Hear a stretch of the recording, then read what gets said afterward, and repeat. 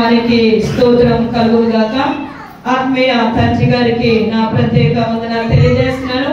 ఈ ఆరాధనకి కూడా వచ్చిన మీ అందరికీ కూడా ప్రభు పేరిట వందనాలు తెలియజేస్తున్నాను. అదే రీతిగా మదర్స్ డే శుభాకాంక్షలు కూడా తెలియజేస్తున్నాను.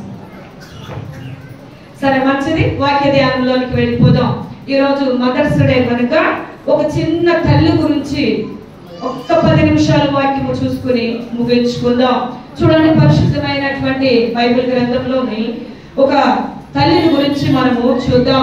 ఆ తల్లి జీవిత విధానము, ఆ తల్లి యొక్క స్థితిగతి, ఆ తల్లి యొక్క బిడ్డల నడిపింపును మనము తలుచుకున్నప్పుడు ఆశ్చర్యం అనిపిస్తుంది.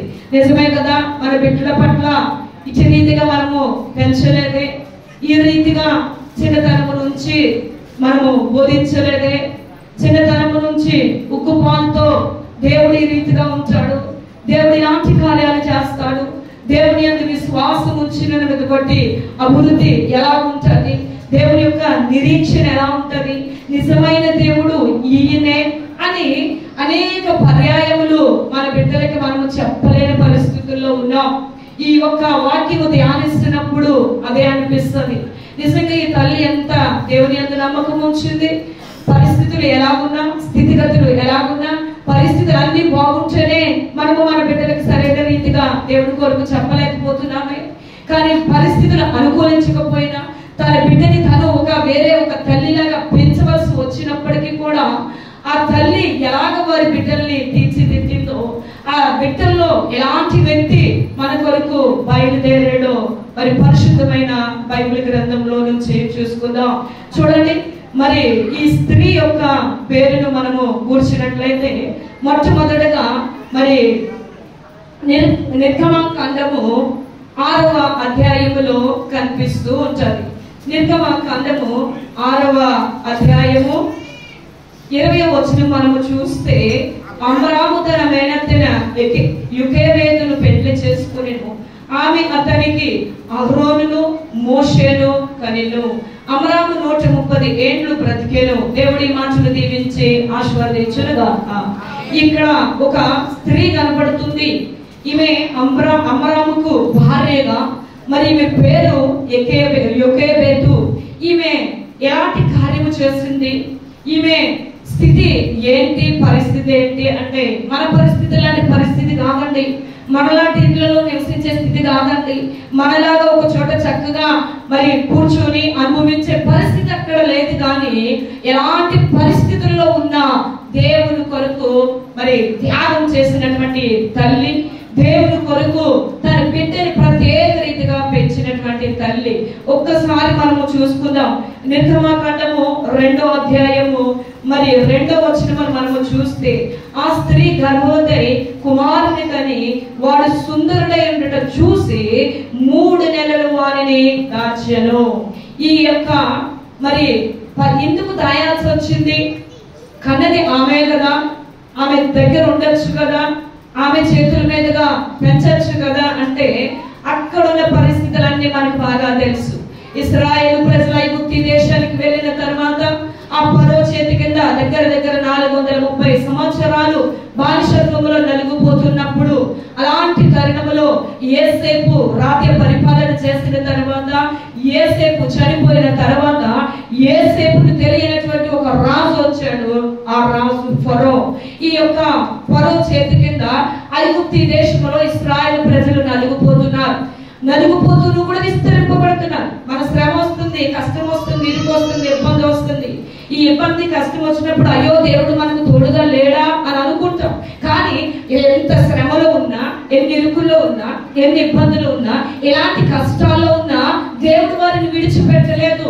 ఎందుకు అంటే, పితరుడైన అబ్రహాముకు వాగ్దానము చేస్తాడు. ఇదిగో అబ్రహాము, నిన్ను నీ సంతానాన్ని ఇస్కరేణుల వలె ఆశీర్వదిస్తానయ్యా. నీ 4వ తరము వారు, ఎన్నో తరము వారు అంటే ఆమె నిద్రపోయే వాళ్ళు పడిపోతారు. ఒకసారి సరిగ్గా కూర్చోండి. మందిరంలో నిద్రపోవడానికి కాదు మనం వచ్చేది. వాక్యం వినండి, హృదయాలు తెరుచుకోండి, ఇంటి దగ్గర ప్రార్థన పూర్వకంగా సిద్ధపడి రండి. ఇంటి దగ్గర ప్రార్థన పూర్వకంగా సిద్ధపడితే ఏమో వచ్చే రోజులు ఎలా ఉంటాయో, ఈ వాక్యం అందుతుందో లేదో కూడా తెలియదు. పోతే దేవుడు ఎత్తు కనుక్కునే వాళ్ళకి ఎవరో చెప్పలేం. వాక్యం నాకు కావాలి గుండెలు బాదుకునే వారికి ఈ వాక్యం దొరకదండి. ముందు ముందు రోజుల్లో రాబోతున్నాయి అతి భయంకరమైన రోజులు. ఆల్రెడీ అనేక ప్రాంతాల్లో వస్తున్నాయి. మనకి ఇంకా మేలుకరంగా దీవించబడుతున్నాం. చూడండి, ఐగుప్తు దేశంలో మోకరించి ప్రార్థన చేయలేనటువంటి పరిస్థితులు, వారి యొక్క స్థితిగతి ఎలా ఉంది అంటే నలుగుపోతున్నటువంటి పరిస్థితి. ఈ నలుగుపోతున్నటువంటి పరిస్థితుల్లో వాళ్ళు ఏం చేస్తున్నారంట, అంతకంతకే ఎదుగుతున్నారు, అభివృద్ధి చెందుతున్నారు. అదేంటమ్మా, నలుగుపోతున్నప్పుడు మరి పరిస్థితులు అక్కడ తారుమారైపోతున్నప్పుడు ఎలాగ అభివృద్ధి కలుగుతుంది అంటే యెహోవా వారికి తోడై ఉన్నాడు. వాగ్దానం చేసిన దేవుడు నమ్మదగిన వాడు. అదే చెప్పారు శాంబాబాయ్ గారు. ఈ స్థలం నుండి వాగ్దానం పొందుకొని వెళితే ఆ వాగ్దానం మీ పిల్లలు తరతరాలు నిలుస్తుంది అన్నాడు. ఏం పొందుకుంటున్నాం? ఈ యొక్క స్త్రీ, ఈమె పేరేం పేరండి? యొకేబెదు. ఈమె యొకోబెదు అనగా యెహోవా మహత్యము గలవాడు అని అర్థం వస్తుంది. ఏమర్థం వస్తుంది? యెహోవా మహత్యము కలిగినటువంటి దేవుడు. ఆయన దేవుడు లాంటి దేవుడు ఏ మహత్య కార్యాలు చేయలేనటువంటి దేవుడైనా, అద్భుత కార్యాలు చేసే దేవుడైనా, ఎన్నో గొప్ప కార్యాలు చేసే దేవుడైనా, ఇలాంటి కార్యాలు చేసే దేవుడిని మీద ఆధారపడి నమ్మకం ఉంచింది. అప్పటికి చెప్పారు. ఏం చెప్పాడు ఫరో అంటే, ఎవరైనా సరే ఇశ్రాయేలు ప్రజల్లో మగ బిడ్డ పుడితే చంపేయండి. ఏ బిడ్డ పుడితే? మగ బిడ్డ పుడితే చంపేయండి. ఆడ కుమార్తెలు అయితే కుమార్తెలు ఎందుకు బతికించుకున్నాడు? కుమార్తెలు ఎందుకు బ్రతికిస్తాడు అంటే రేపు ఆ కుమార్తెలు వారి కుమారులకి ఇచ్చి చేయడానికి, వారిని ఎలాగైనా అనపడానికి, ఎలాగైనా స్థితిగతి. ఎందుకంటే కుమార్తెల ద్వారా వంశము వృద్ధిలోకి రాదు అనే ఉద్దేశం. ఇక్కడ కుమారుడు పుడితే అంతకంతగా ప్రబలుతున్నారు, అంతకంతకే మరి అభివృద్ధి చెందుతున్నారు. మాకంటే ఎక్కువ జనం అయిపోతారు కనుక ఏ స్త్రీకైనా సరే కుమారుడు పుడితే చంపేయండి. అలాంటి సమయంలో పుట్టారండి. ఎవరండి కుమారుడు? మోషే. ఈ మోషే యొక్క పుట్టిక ఎంత గొప్ప ఆశ్చర్యం అండి. ఈ మోషే యొక్క పుట్టిక ఎంత చక్కనటువంటి దీవెనకరం అండి. ఈ మోషే యొక్క పుట్టిక గొప్ప ఇశ్రాయేలు ఈ నాయకుడై ఉంది కనాను దేశానికి తీసుకువెళ్ళడానికి, మార్గము చూపించడానికి మరి ఒక ప్రవక్తగా వెళ్ళడానికి. ఫరో ఎంత అనుస్తున్నాడో దేవుడు అంత పైకి లేపుతున్నాడు. 3 నెలలు దాచిందంట. ఆ పుట్టిన బిడ్డ సుందరుడు, చక్కనటువంటి వాడు, అందం కలిగినటువంటి వాడు, చక్కనటువంటి ఆ బిడ్డని వదులుకోవడం ఆమెకి ఇష్టం లేదు. కానీ దానికి ముందు దేవుడు గొప్పవాడని విశ్వాసం వచ్చింది. అందుకే రోమాపత్రిక 10వ అధ్యాయము 17వ వచనంలో ఉంది, కాగా వినుట వలన విశ్వాసము కలుగుతుంది. ఇప్పుడు వాక్యం వినడం ద్వారా ఏం కలుగుతుంది? మనకి దేవుడి కార్యాలు చేస్తాడు కదా. ఈ శ్రమలో మనకి దేవుడు తోడై ఉంటాడు కదా. ఈ కష్టం వస్తే దేవుడు మనకి పంచుకుంటాడు కదా. ఈ కష్టంలో ఆయన మనతో నడుస్తాడు కదా. ఆయన మనకు తోడై ఇలాంటి కార్యాలు చేస్తాడు కదా అని క్రీస్తును కూర్చిన మాట వినుట ద్వారా విశ్వాసము కలుగుతుంది. ఈ విశ్వాసము ద్వారా మరి ఎవరి మాటను బట్టి కలుగుతుంది అంటే క్రీస్తు యేసు మాటను బట్టి. చెప్పాడు దేవుడు మాట ఇచ్చాడు అబ్రహాముకి, ఇదిగో అబ్రహాము 400 సంవత్సరాల తర్వాత నీ 4వ తరం వారు మళ్ళీ ఇక్కడికి వస్తారయ్యా అని చెప్పిన మాట ఎక్కేబెత్ ఏం చేస్తుందంటే విశ్వాసం ఉంచింది. మరి ఈ రోజు మనకి విశ్వాసం ఉందా? విశ్వాసం ఉంటే నువ్వు పరిగెత్తుకుని వద్దు మన దగ్గరికి. విశ్వాసం ఉంటే దేవుని దగ్గరికి పరిగెత్తుకుంటూ వస్తావు. విశ్వాసం ఉంటే నీ ప్రార్థన జీవితం, నీ భక్తి జీవితం, నీ పరిశుద్ధ జీవితం జాగ్రత్తగా కాపాడుకుంటాం. మొట్టమొదటిగా దేవుని యందు విశ్వాసం వచ్చింది. అక్కడ పరిస్థితులు మనలా లేవు. మన బిడ్డలకంటే మన ఒళ్ళో పెంచుకుంటున్నాం, ఇంట్లో పెంచుకుంటున్నాం, ఏసీల కింద పెంచుకుంటున్నాం. ఆ రోజు తను దాచడానికి కూడా మార్గం లేదండి. అంతకు ముందు ఏమైనా దేవుడు మాతో తోడుకున్నాడు, కార్యం చేస్తాడు అని మరి విశ్వాసం వచ్చింది. విశ్వాసం ఉంచి మరి అక్కడ తెలియజేస్తుంది. ఏమని తెలియజేస్తుందో చూడండి. ఎలాంటి పరిస్థితుల్లో తెలియజేస్తుందో. ఒక చక్కని నైలు నదిలో విడిచిపెట్టేస్తుంది ఆ బిడ్డని. ఎందుకు ఆ పెట్టిలో అక్కడ విడిచిపెట్టడానికి గల కారణం, ఎందుకు అక్కడ ఆ స్థితిగతిలో మరి ఉండడానికి గల కారణం ఇక్కడ ఫరో చెప్పాడు కదా. మరి చూడండి, 1వ అధ్యాయము 22వ వచనంలో, అయితే ఫరో ఏప్రిల్లో పుట్టిన ప్రతి కుమారుడిని నదిలో పారవేయడి, ప్రతి కుమార్తెని బ్రతకనీయుడి అని జనులందరికీ ఆజ్ఞాపించాడు. సంభవించును. ఈ నైలు నది ఐగుప్తీయులకు ఒక దేవత లాంటిది. ఈ నైలు నది చాలా మంది కదా మరి మత్స్యకారులు ఉన్నారు, వారు సముద్రంలోకి వెళ్ళేటప్పుడు పూజలు చేసి వెళ్తారు. ఇది ఒక దేవత కింద పూజిస్తారు.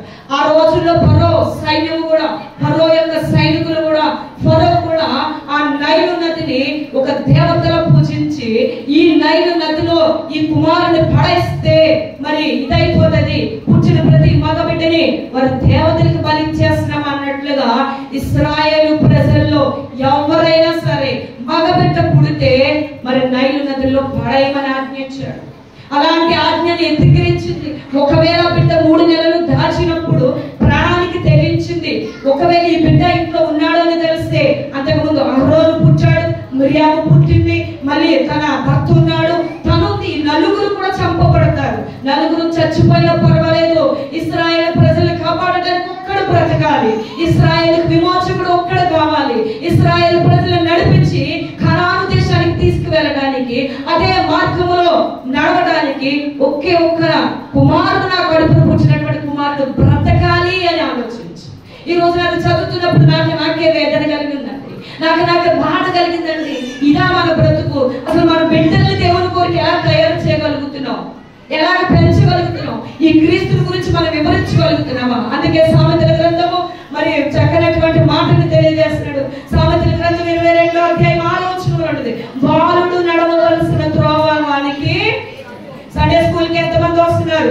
ఆదివారం 8 గంటలకి సండే స్కూల్ పెట్టేస్తున్నారు. ఆదివారం వారమంతా చదువుకుని ఉదయాన్నే లేచి సండే స్కూల్ కి మేము రాలేకపోతున్నాం అని కాలేజీ అబ్బాయిలు, కాలేజీ అమ్మాయిలు, స్కూల్ పిల్లలు 3-4 వస్తున్నారు. ఆదివారం వాళ్ళు ఉదయాన్నే లెగలేకపోతున్నారు. చదువుకోకముందు కాకరకాయ, చదువుకున్నాక ఎస్ఎఫ్ఐ గారు చెప్పాలి. మీకు చదువులో అభివృద్ధి కలుగుతుందంటే, నువ్వు అభివృద్ధిలోకి వస్తున్నావు అంటే, నీకు జ్ఞానం ఇస్తున్నాడు అంటే ఎక్కడి నుంచి వస్తుంది? ఈ యొక్క సండే స్కూలు చిన్నతనం నుంచి దేవుని సన్నిధిలో నుంచి వస్తుందండి. ఆలోచించామా? ఎప్పుడైనా మన బిడ్డలకి చెప్పామా సండే స్కూల్ వెళ్ళు, నువ్వు మానద్దు? అదే పెంచిందండి, ఉక్కుపాలతో పెంచింది. ఎలా పెంచింది? ఆ నైలు నదిలో విడిచిపెట్టిన తర్వాత, ఫరో కుమార్తె ఆ స్థలముకు వెళ్ళిన తర్వాత, ఆ యొక్క ఫరో కుమార్తె ఇంట్లోనికి తల్లే ఒక దాదిలాగా వెళ్ళింది. ఎలా వెళ్ళిందండి? ఈ బిడ్డకు నువ్వు పని మనిషిగా వెళ్తావా? ఈ బిడ్డకు పాలించే దాదిగా వెళ్తావా? ఇది నా బిడ్డ, పేరు పంచుకుని పుట్టిన బిడ్డ. ఎక్కడికి వెళ్తున్నారమ్మా? వాడు అక్కడ ఒక్కళ్ళు లేస్తే అందరు లేస్తున్నారు. అరే ఈ బిడ్డ నా బిడ్డ, పాలించి పెంచుతాను, ఈ బిడ్డ మీద నాకు అధికారం ఉందని మనం ఏం చెప్తాం? తీసుకుని తెచ్చేస్తాం. కానీ అదే దాదిలాగా వెళ్ళింది, అంటే ఒక పెంచే తల్లిగా వెళ్ళి ఏం చేసింది? ఇదిగో ఇశ్రాయేలు దేవుడు ఒక ఆయన ఉన్నాడు, ఇశ్రాయేలుకి నిరీక్షణ కలిగించే దేవుడు ఒకడు ఉన్నాడు, ఇశ్రాయేలు కొరకు రక్షకుడు ఒకడు వస్తాడు, ఇశ్రాయేలు కొరకు విమోచకుడు ఒకడు వస్తాడు, ఇశ్రాయేలు కొరకు మార్గంలో నడిపించడానికి ఒక ఆయన వస్తాడు అని చెప్పి ఆ పాలతో పాటు ఈ దేవుని మాటలు నూరు పోస్తుంది. మనం ఏం చేస్తున్నాం? చెప్పలేకపోతున్నాం. బాలుడు నడిచే టైంలో చెప్పామనుకో వింటాడు, పెద్ద అయ్యాక అందుకన్నా ఒక సామెత ఉంది, పెద్దలు చెప్తారు, మొక్క ఇవ్వంగనిది మానయ్యకు వంగుతుందా? గొడ్ల పుచ్చుకుని మనం నరికేదా? కాళ్ళ మనం నరికేస్తారు కదా అండి. ఆ మానయ్య మొక్క మరి మానయ్య తర్వాత, ఒరే నువ్వు మందిరానికి రారా, మాట వినరా, దేవుడి దగ్గరికి రారా, పెంచిన దేవుడు మంచోడురా, ఆ దేవుడు గొప్ప దేవుడురా, మనకు రక్షణ కలిగేస్తాడు అన్నమాట వారి హృదయాలకు ఆ మాట ఎక్కదండి. అందుకే చెబుతుంది, చిన్న ధనము నుంచి ఐగుప్తి దేశంలోనికి తన బిడ్డకి తన దాదిగా వెళ్ళి గొప్ప కార్యాలు చేసింది. ఆ ఏ కార్యము దేనికి చేసింది అంటే దేవుడు మహత్యం కలిగినటువంటి దేవుడు అని విశ్వసించింది. ఇక ఆఖరిగా చూస్తే చూడండి, నిర్గమాకాండం 1వ అధ్యాయము మరి అక్కడ చక్కనటువంటి మాటలు తెలియజేస్తా ఉన్నాడు. ఆఖరిగా చూసుకున్నట్లయితే ఆయన చేసినటువంటి కార్యములు, ఆయన చేసినటువంటి మరి ఆశ్చర్య కార్యములను మనం చూసుకున్నప్పుడు చక్కనటువంటి మాటను తెలియజేస్తా వచ్చింది. అక్కడ తెలియజేస్తున్న నిర్గమాకాండం 15వ అధ్యాయం 20వ వచనం చదవడానికి సమయం లేదు, చెప్పేస్తున్నాను. మొదటి దినవృత్తాంతాల గ్రంథం ఇంటికి వెళ్ళిన తర్వాత చదువుకోండి. మొదటి దినవృత్తాంతాల గ్రంథం 23వ అధ్యాయం 13, అపోస్తల కార్యాలు 7:37లో దేవుని గురించినటువంటి గొప్ప బోధ ఉంది. లాస్ట్ గా చెప్తున్నాను, ఎబ్రీ రాసిన పత్రిక 11వ అధ్యాయము, అక్కడ ఆయన గురించి తెలిసింది. మోషే పెద్దవాడైన తర్వాత ఐగుప్తి భోగ భాగ్యాల కంటే దేవుని కొరకు నింద అనుభవించుట ఏమనుకున్నాడండి? నా దేవుడు ఒక ఆయన ఉన్నాడు, నా తల్లి ఆనాడు చెప్పింది, ఇదిగో నేను హెబ్రీయుడు కదా, నేను దేవుడిని బిడ్డను కదా, నేను ఇశ్రాయేలుని కదా, నేను ఈ భోగభాగ్యాలు నాకు వద్దు, ఈ ధనధాన్యాలు నాకు వద్దు, ఈ యొక్క స్థితి నాకు వద్దు. ఇక్కడ ఎన్నో విద్యలుగా నేర్చుకున్నాడు, ఎన్నో విద్యల్లో ప్రావీణ్యత కలిగినటువంటి ఆయన క్రీస్తు కొరకు శ్రమ అనిపించడానికి నా ఇశ్రాయేలు ప్రజలు, నా రక్త సంబంధులు, నా కుటుంబీకులు, నా దేశ బిడ్డలు, నా బిడ్డలు నశించిపోతున్నారు అని చెప్పి అక్కడ నుండి విడిచి వెళ్ళిపోయాడండి. దేనిని బట్టి వెళ్ళాడు ఆయన? ఎక్కడిని బట్టి వెళ్ళింది అంటే ఎక్కబోతే తన తల్లి చేసిన ప్రార్థన. మనము చేసే ప్రార్థన మన బిడ్డలు పంచుకుంటుందండి. ఒకప్పుడు ఆ అవకాశం మనకు లేదు. ఒకప్పుడు మనం లోకంలో ఉన్నాం, ఒకప్పుడు మనం శాపంలో ఉన్నాం, ఒకప్పుడు పాపంలో ఉండి మన బిడ్డలకు మనం నేర్పించలేకపోయాం. కానీ తెలిసిన తర్వాత, రక్షించబడిన తర్వాత, ఆ పాపము నుండి విడుదల పొందిన తర్వాత, ఆ శాపము నుండి విడుదల పొందిన తర్వాత ప్రభు మార్గం మన బిడ్డలకు నేర్పిస్తున్నామా లేదా? ఇక వేరు తన మార్గం ఏంటో చూపించింది, తన స్థితి ఏంటో చూపించింది, తన ఉద్దేశం ఏంటో చెప్పింది కనుక ఆ యొక్క మార్గం నుండి మోషే తొలగిపోలేదండి. గొప్ప నాయకుడిగా చేసుకోవడానికి వచ్చింది. ఇవన్నీ చేయడానికి గల కారణం ఏంటో తెలుసా? దేవుడు గొప్ప కార్యాలు చేసి మా జీవితాలని మారుస్తాడు అని మొట్టమొదటిగా ఏమొచ్చింది చెప్పాడు, ముగించేస్తాను. మొట్టమొదటిగా ఏమొచ్చింది? దేవుని మీద విశ్వాసం వచ్చింది. రెండవదిగా ఆయన ఎలాంటి కార్యాలు చేస్తాడని నమ్మింది, గొప్ప మహత్యకరమైనటువంటి కార్యాలు చేస్తాడని నమ్మింది. మూడవదిగా ఆయన మమ్మల్ని విమోచించే దేవుడు అని అంగీకరించి ఆ బిడ్డను పెంచి పెద్ద చేసి చక్కని మార్గంలో మరి ఇశ్రాయేలు ప్రజలని కానాను తీసుకెళ్లే మార్గంలోకి వెళ్ళి ఇప్పుడైనా బిడ్డల మాట వినరు, ఎందుకంటే పెద్దవారు అయిపోయారు. రండి అంటే రాను, రామంటే రారు. కానీ నువ్వు నేను చేయగలిగేది ఏంటో తెలుసా? ఏంటంటే అది ప్రార్థన. ఆ ఆయన నీకే ఇచ్చాడు నీ బిడ్డ పరిస్థితి మారడానికి, నీ బిడ్డ స్థితిగతి మారడానికి నీ చేతికి ఇచ్చాడు తల్లి. నీ బిడ్డ గొప్ప మళ్ళీ తిరిగి ఎలాగ కొనసాగించాలో, ఎలాగ దేవుని సన్నిధిలో ప్రవర్తించాలో, ఎలాగ దేవుని కొరకు జీవించాలో, ఏ విధముగా మళ్ళీ ఆయన కాడి కిందకి మన బిడ్డలో రావాలో ఒకే ఒక్క ఆయుధం మనకి ఇచ్చాడు. ఆ 3 నెలలు ఎంత ప్రార్థన చేసి ఉంటుందండి? ఏడవకుండా బిడ్డ ఏడవడా? ఇప్పుడు పగటాలు పుడితే ఏంటి? పగటాలు ఒక నెల ఎంత పగటాలు పుడుకుంటారు, ఎత్తులు ఎడుతున్నారంట. మరి 3 నెలలు అంటే ఎన్ని రోజులు అంటే 90 రోజులు వేసుకోండి. 90 పగలు 90 రాత్రులు బిడ్డ ఏడవకుండా ఉండడానికి గల కారణం ఏంటో తెలుసా? ప్రార్థన. ప్రార్థన సమస్త కార్యాలు చేస్తుందండి. సుషన్న వెస్లీ తన 9 కుమార్తెల వరకు వేకుజామున లెగిసి వారి తలల మీద చెయ్యి ఉంచి ప్రార్థన చేసింది. ప్రతి ప్రార్థన 9లో 9 మంది చనిపోతే 10 మంది కుమారులకి ఒక్కొక్క అరగంట ప్రార్థన చేస్తే ఆ ఒక్క అరగంట ప్రార్థన ఎలా బతుకుందో తెలుసా? గొప్ప సేవకులు తయారు చేస్తారండి ఆ కుటుంబంలో నుంచి. ఈ రోజున ఈ రీతిగా మనం సంతోషంగా వాక్యం చదువుకుంటున్నామంటే వారి త్యాగాలు ఎన్నో ఉన్నాయి. ఎంతో మంది తల్లులు కన్నీరు మనకుంది. క్రైస్తవం అంటే అవసరానికి దేవుడు కాదండి, ఇది అవసరానికి దేవుడు మరి అవసరం తీరిపోయిన దేవుడు పక్కన పెట్టేసి వెళ్ళిపోయే మార్గము కాదండి క్రైస్తత్వం అంటే. క్రైస్తత్వం అంటే నీకు నువ్వు చచ్చిపోవాలి. క్రైస్తత్వం అంటే మన శరీర కోరికలు చంపేసుకోవాలి. క్రైస్తత్వం అంటే మనలో ఉన్న ఆశను చంపేసుకోవాలి, మనలో ఉన్న పాపాలను చంపేసుకోవాలి, మనలో ఉన్నటువంటి స్థితిగతిని చంపేసుకుని ఆయన కొరకు బ్రతకాలి. బ్రతకగలుగుతామా? బ్రతకలేము. కానీ నీ కొరకు నా కొరకు మరణించి బ్రతికి లేచి మరి ఆ మార్గంలో నడవండి అని చెప్పాడు. ఆ విశ్వాసం ఉంచుమన్నాడు. ఆ ప్రభు మాట వైపు, ఆ క్రీస్తు మాట వైపు ఎంత విశ్వాసం ఉంచుతున్నో మన కుటుంబాల కొరకే, ఎవరి కొరకు వద్దు, మన సంఘంలో మన బిడ్డల కొరకే. ఎన్ని గంటలు నీ కుమార్తె కొరకు ప్రార్థన చేస్తున్నావు, ఎన్ని గంటలు నీ కుమారుడు కొరకు ప్రార్థన చేస్తున్నావు. అటుకోండి వాగ్దానాలు. ఆ వాగ్దానాలు పట్టుకుంటే మీ బిడ్డలకి ఈ రోజు మీ బిడ్డలు మీ దగ్గరికి రాకపోయినా ఆ వాగ్దానం నడిపిస్తారు మీ దగ్గరికి. ఆ వాగ్దానం సమస్త కార్యాలు మీ బిడ్డల పట్ల చేస్తారు. అయ్యో నా కుమారుడి పరిస్థితి ఇది, అయ్యో నా కుమారుడు నా మాట వింటలేదు, అయ్యో నా తల్లి మాట నా కుమారుడు, అయ్యో ఇంత పెంచాను ఇంత చేశాను నాకు విలువ పట్టలేదు అంటే ఎవరి దగ్గర ఏడవద్దు. ఎవరి దగ్గర బ్రతిమాలాల్సిన పని లేదు. ఇదిగో నా కుమారుడిలాగా నా కుమార్తెలాగా ఎవరి దగ్గర చెప్పద్దు. మోకరించు ప్రభు దగ్గర, వెంబడించు, కన్నీరు గార్చు. నీ బిడ్డల భవిష్యత్తు బండ మీద వేసిన పునాదాలు వేస్తాయి. కలిసిందంటే ఎక్కబెట్టు, కన్నీళ్లు విడిచిందంటే, ప్రార్థన చేసిందంటే, ఉక్కు పాలతో పాటు దేవుని మాటలు నేర్పిందంటే, అక్కడ ఉన్నటువంటి పరిస్థితులని తారుమారు చేసి ఒక గొప్ప యాజకుడు, ప్రవక్త, దేవునితో ముఖాముఖిగా మాట్లాడేవాడు, దేవుని యందు హృదయానుసారుడు. ఎవరండి? మోషే. తన ఇల్లంతటిలో నమ్మకమైన వాడు. అది ఆ ఇంటి నమ్మకము అంటే ఒక పరిచర్యలో నమ్మకం ఉండాలి. ఇంటిలో నమ్మకము అంటే నీ యొక్క ఆత్మ నమ్మకంగా జీవించాలి. ఇంటిలో నమ్మకము అంటే దేవుని ప్రతి పనిలో నమ్మకం ఉండాలి. ఇంటిలో అంటే ఈ హృదయంలో దేవుడికి నమ్మకమైన స్థానం ఇస్తున్నావా లేదా నీకు నువ్వు ఆలోచించుకుని ముందుకు కొనసాగడానికి దేవుడు సాయం చేసి నడిపించును గాక. ఆమేన్. తలలో వంచండి, ప్రార్థన చేస్తాం. ప్రేమ స్వరూపుడు అయిన మా ప్రియ పరలోకపు తండ్రి, నీ పుణ్య పాదములకు లెక్కలేని స్తుతులు స్తోత్రాలు చెల్లించుకుంటున్నాము నాయన. గొప్ప దేవ, మహోన్నతుడా, సర్వశక్తిమంతుడా, సర్వాధికారివైన ప్రియ తండ్రి, నీ పాదాలకే స్తోత్రాలు స్తుతులు చెల్లించుకుంటున్నాం. ఇంతవరకు నీ సన్నిధిలో నా ప్రభువా, ప్రభువా విశ్వాసముతో మరి నాయన దేవుని సన్నిధిలో తన కుమారుని పెంచింది.